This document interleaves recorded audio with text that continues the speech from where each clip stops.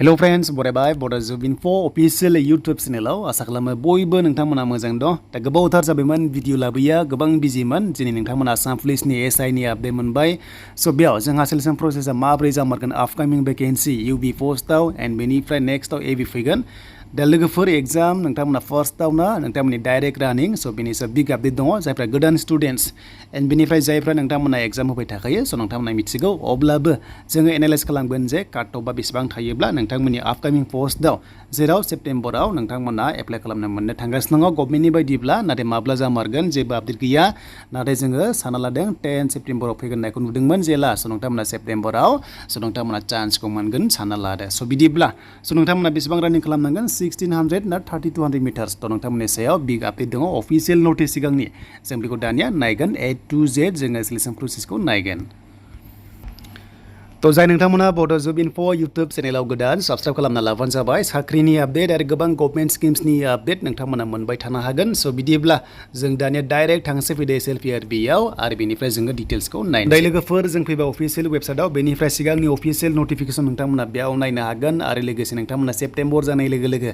SLPRBआव बेयावनो नोंथांमोनाहाय नटिफिकेसन मोनथारसिगोन दा प्रेक्टिसा आं आसा खालामो नोंथांमोना बयबो स' मोजाङै खालामगासिनो दंखायो मानोना गोबां कमेन्ट्स फैदों लाइभनि गेजेरजोंबो जे प्रेक्टिसा मोजां सोलिगासिनो दङ जायनाखि नोंथांमोना SI ड्रिम्स दङ स' नोंथांमोना दायो माबायदि सिस्टेम दा फार्स्टआवनो सेलारिखौ जों मिथिग्रोगोन बेनो जाबाय सिगांनि अफिसियेल नटिस बियो लोगोफोर एन्ड बेनि सेलारिया 14,000 निफ्राय 60,500 प्लास नैबे ग्रेड फीआ एसे बारा थायो बेनो जाबाय 8,700 पर मान्थ जुदि कनस्टेबल बा नोंथांमोना 5,200 बेबायदि मोनगौमोन ग्रेड फी लेभेलाव एन्ड बेनिफ्राय नोंथांमोननि पोस्ट लाइ पोस्टआव स' नोंथांमोनाहाय मोनगोन अके बे जाबाय नोंथांमोननि ग्रेड फी हिसाबै एन्ड बेनिफ्राय नोंथांमोननि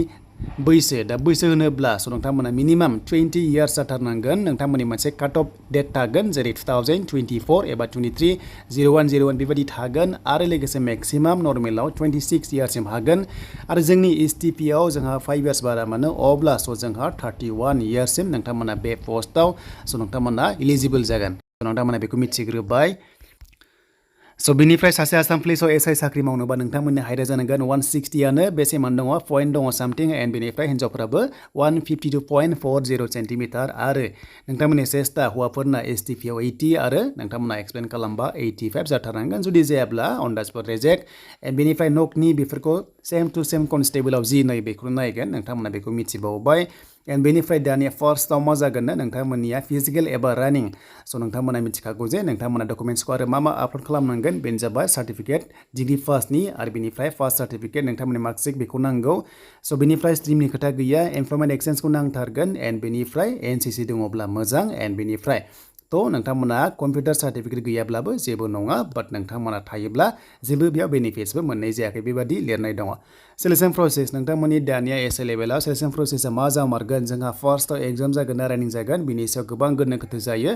दा SI लेभेलाव फार्स्टआवनो रिटेन एग्जामिनेसन जायो 100 मार्क्सनि एग्जाम 100टा कुइसन फैगोन आरो मोनसे हाबानो 1 मोनगोन आरो नोंथांमोना नेगेटिभ मार्किं बेयाव मोनगोन अके बेनो जाबाय 1/2 माने नोंथांमोना 1/2 मोननै रं जाबा नोंनिफ्राय 1 माइनास थांगोन स' नोंथांमोना जुदि मोननै रं जायोबा 1 माइनास थांगोन बेखायनो हाइखौ जेब्लाबो नोंथांमोना एटेम्प्ट खालामनाङा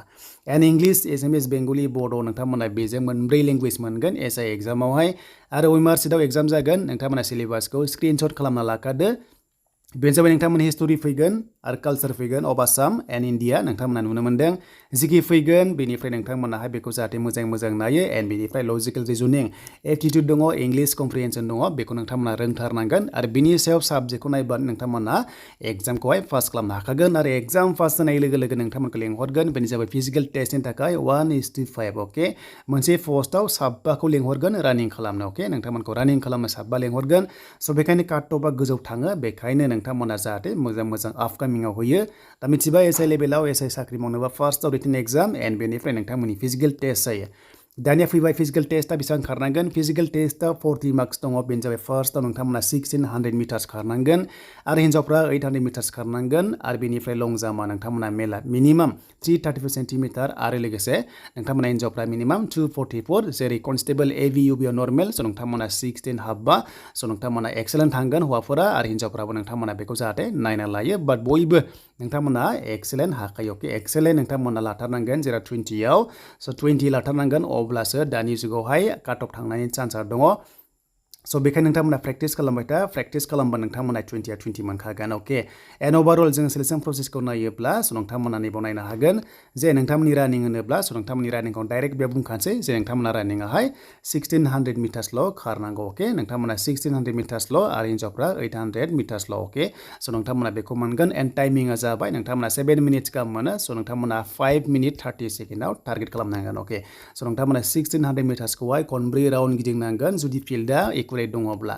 स बेनिफ्राय नोंथांमोननि दानिया डिटेल्स ओभारअल स एनसीसी थायोबा नम्बर 5 मोनो जायना एनसीसी सी दङ नम्बर 5 मेक्सिमाम एन्ड 2 3 दङ स नोंथांमोना बेखौ नायदो